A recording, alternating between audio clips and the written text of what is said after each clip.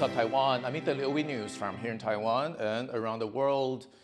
TSMC says its most advanced chipmaking will stay in Taiwan, even as recently announced another $100 billion investment into its Arizona expansion.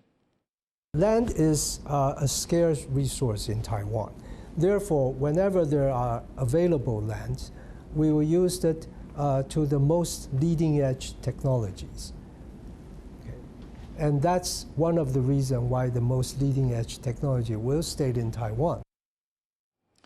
In an interview with Reuters, TSMC's top executive said the company is building 13 leading-edge and advanced packaging fabs in Taiwan over the next few years. It favors developing leading-edge technologies at home, where existing teams can closely collaborate during the critical, years-long ramp-up phase. Once production is stable, the company would consider transferring production to overseas locations like Arizona. Reports say America's lead in advanced AI is shrinking as Chinese labs race to make frontier-level artificial intelligence cheaper and more widely available. Chinese startup Moonshot AI has unveiled Kimi K3, an open-weight artificial intelligence model. The company says it rivals leading models by U.S. companies, including Anthropic and OpenAI, in coding, general reasoning, and cost. The launch comes just before the 2026 World Artificial Intelligence Conference in Shanghai, where Chinese President Xi Jinping promoted China as a leader in global AI development. Following Kimi K3's release, White House AI advisor David Sachs warned that the U.S. risks losing its lead to China. The comments come as Washington debates how to regulate AI while maintaining its competitive edge. To discuss the impact of these frontier models on AI governance and the intensifying U.S.-China AI race, Lila Matina spoke to Julia Neer, research analyst at the Stimson Center. Hi, Julia. There's been a growing debate in Washington over AI regulation. Why was Anthropic's Mythos such a pivotal moment, and what do you think policymakers took away from it? The issue really, from a cyber perspective with Mythos, was the capability to identify vulnerabilities at scale, at a speed and with a comprehensiveness that had not really been present before. And so when I talk about the Mythos moment, I'm talking about kind of the response to this announcement. The U.S. government in particular, up until now, has had a very hands-off approach to AI, and what Mythos was in this case. It was a concrete demonstration of the cyber capabilities of advanced frontier models in a way that made government kind of stop and say, okay, you know what, this actually is dangerous. We need to do something about it. It sparked kind of like a chain of events of people, particularly in the U.S. government, trying to figure out how to regulate it, how to restrict access to these kinds of models. And the access restriction piece is where I think kind of the wrong lesson comes in here. So the U.S. approach has largely been focused on limiting access to these advanced models to prevent them from falling into the hands of bad actors. Why do you believe this can't work in the long term? China is obviously doing extremely well in open models right now. Many of the most advanced open models are coming out of China. Mythos is currently the only model that we know of that has this level of advanced cyber capability.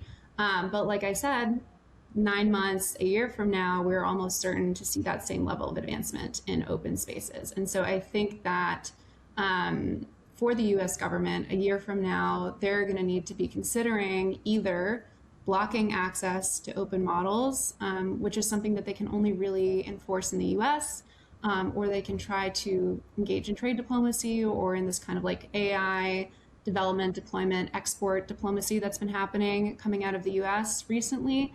But they're not really going to reliably be able to block bad actors in foreign countries from using advanced open models. And the last piece, just about the wrong lesson, is that I think partly with Mythos and Anthropic, I worry about setting a precedent where Silicon Valley is the one who tells us when and how we're able to access AI models without a lot of input from the public or even from government stakeholders. You argue that government should focus less on restricting access and more on building resilience. What would that approach look like in practice?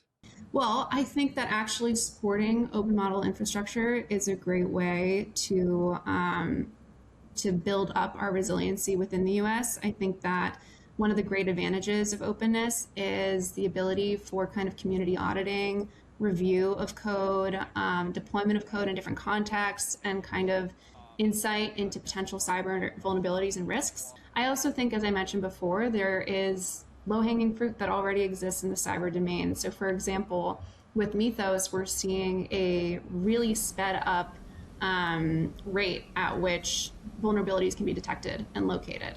We really need to have the infrastructure to then address and patch those vulnerabilities as they come up. So this could look like funding better systems that provide risk management frameworks coming out of the US government that give companies guidance on how to boost their internal processes. It could look like direct funding or tax incentives for better cybersecurity practices. There are a whole kind of range of different approaches that the government could take and that I think we should be considering more seriously. That was Julia Neer at the Stimson Center. 14 cities and counties will include mobile internet disruptions in next month's civilian air raid drills. The Defense Mobilization Agency says network outages will be simulated as part of the Urban Resilience Air Defense exercises. YAMS will practice responses to simulated network congestion, leaving only voice and SMS services available. The drills will take place from August 7th to 10th across the country. Construction workers are now one of Taiwan's priorities for heat protection. That's as parts of the world swelter in recurring heat waves. Irene Ling brings us this report from Taoyuan. 我看你脸色苍白，流很多汗，然后你全身无力，可能是热衰竭的情形。 An emergency team practices checking on road workers in a medical emergency. This is an annual drill for heat injuries on construction sites, where tens of thousands of workers toil under the sun for long hours. This year, Labor Minister Hong Shenghan put on gloves and a helmet to experience it for himself and promised to improve their working conditions. 我现在身上穿这样的风扇衣，能够未来能够更加的普遍，然后能够让劳工朋友都能够变成是一个必备的基本的高温热危害工作的防护具。 To prevent heat-related medical emergencies, new cooling equipment has been introduced to high-temperature workplaces, including helmets and vests with built-in fans. It's hot, about 34 degrees Celsius at this construction site, but this vest could provide a solution. Once I put it on and turn on the built-in fans, air flows around my body and I instantly feel much cooler. One distributor of the cooling vest said it comes with a special design. 它主要的第一个，它有一个遮热的装置，它这是镀钛的，然后它在太阳下。 大概可以有10度的温差。它主要的降温原理是把我们体表上面的水分然后透过风把它带走，然后顺便那个水变成水蒸气会吸热，这样子，那会降低热危害，还有热中暑。 Besides wearable cooling gear, firms have also rolled out a weather monitoring system powered by AI. 那我们会透过温度、湿度的感测器侦测到之后，我们会去显示我们的热危害指数，让我们的施工人员在远方就可以看到现在的工地的热危害等级，以及说重要的热危害3级以上，它会做广播的提醒。那广播内容除了中文，我们还可以符合现场的移工背景，越南文、印尼文、泰文、台语都可以。 The Labor Ministry says it is doubling down on assessments of protective measures at construction sites across the country. 那我们去年专案检查规划了230场次哈，那实际上我们劳检绝对会超过这个场次啊。我们去年做到277场次哈，查核辅导改善的这个细致，我们会从这个去年的这个1500场次，我们今年提升到3000场次。现场看到缺失，马上请他改善，然后把改善的情形上传到我们的系统。 The ministry says while it expands inspection for heat protection at work, it says combating scorching temperatures in the country will require all hands on deck as the world enters a potentially hotter future. Joseph Wu and Irene Lin in Taoyuan for TaiwanPlus. Team Taiwan has placed third on the medal table at this year's International Chemistry Olympiad, winning 3 golds and 1 silver. The competition held this year in Uzbekistan pits teams of students from around the world against each other in a series of practical and theoretical challenges. Team Taiwan's 4-member squad will all receive scholarships from Ministry of Education, plus recommendations to universities once they leave high school. As fewer South Koreans turn to religion, the country's biggest Buddhist sect is going with a rebranding push that is raising some eyebrows. Yvonne Yang has this story. In South Korea, an aging population and falling birth rates are giving rise to a more secular society. And more South Koreans now say they don't follow any religion. But the Jogye order, the country's largest Buddhist sect, is adapting by making the faith more hip.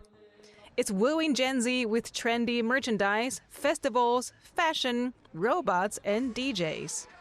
The headquarters of the Jogye order is the Jogyesa, a temple in Seoul which now features a fashionable gift shop filled with trendy art and merchandise. Named Buddhas, the gift shop's name literally means Buddha goods. We are currently in a time where people are slowly drifting away from religion. The way younger generations engage with religion is also changing. Thus, we've tried to communicate in a way that resonates with them. The order even held a procession with 4 humanoid robots clad in monks' robes during Seoul's annual Lotus Lantern Festival in May. But not everyone embraces the trend. According to an AFP report, some foreign visitors say the trend seems a lot more commercialized than they expected. Another visitor says it could be seen as disrespectful. The order, though, says it isn't going all in and explains why they remain cautious. Young people have shown a great deal of attention in hip Buddhism, but we are currently in a monitoring phase. We intend to be cautious and wary of content created by those who lack an understanding of Buddhism. Buddhism accounts for only 16% of religious affiliation in South Korea. However, hip Buddhism has attracted big numbers to religiously themed exhibitions and music festivals, as well as temple stays, boosting tourism. Some critics, though, worry that a religion defined by non-attachment to worldly possessions could become tainted by consumerism, and that Buddhism's teachings will be lost among the robots and the raves. Andy Xue, Ted Chen, and Yvonne Yang for TaiwanPlus. Singapore is set to join Taiwan as a super-aged society this year. And as Irene discovers, some older adults in the city-state are getting to the mindset of active aging by leaps and bounds. Jumping up and over obstacles, climbing over fences. In suburban Singapore, these gray-haired students are honing their parkour skills. 69-year-old Betty Boone says the sport brings her back to her childhood. It's like I found sports that suits me very well. Because when I was a child, I like to jump around. I like to play in the playground. After parkour, you feel like you come alive again. Though you are tired, but you are like, ooh, I'm rejuvenated. Though unconventional, the street sport is starting to see more older adult participants as active aging becomes a trend in Singapore. The small city-state is aging fast, projected to become a super-aged society this year, meaning 1 in every 5 Singaporeans will be 65 or older. It all started with Coach Tan, who designed the course to make the youngster-dominant sport more accessible to older participants. The news are talking about it. People are falling down and having very bad injuries. The government is emphasizing that seniors should stay fit. And I was like thinking, hey, this stuff is going to be good. The 33-year-old says the maneuvers help older people with their balance, strength, and more importantly, it gives them confidence. But not everyone accepts his idea. There was a lot of discouragement. A lot of people would say this will put seniors in danger. It's very risky. The whole point of parkour is to improve your agility. And when you have an improved agility, you'll be faster in your reaction. As more people live longer through retirement and old age, these parkour students are demonstrating to the world how to leap out and enjoy it. Ryan Wu and Irene Lin for TaiwanPlus. Thank you for watching What's Up Taiwan. You can visit the TaiwanPlus website or follow our social media for more stories from Taiwan and around the world. Finally, look at these tourists escaping the summer heat by exploring Croatia's underwater museum. I'm Int'l. Take care, and I'll see you next time.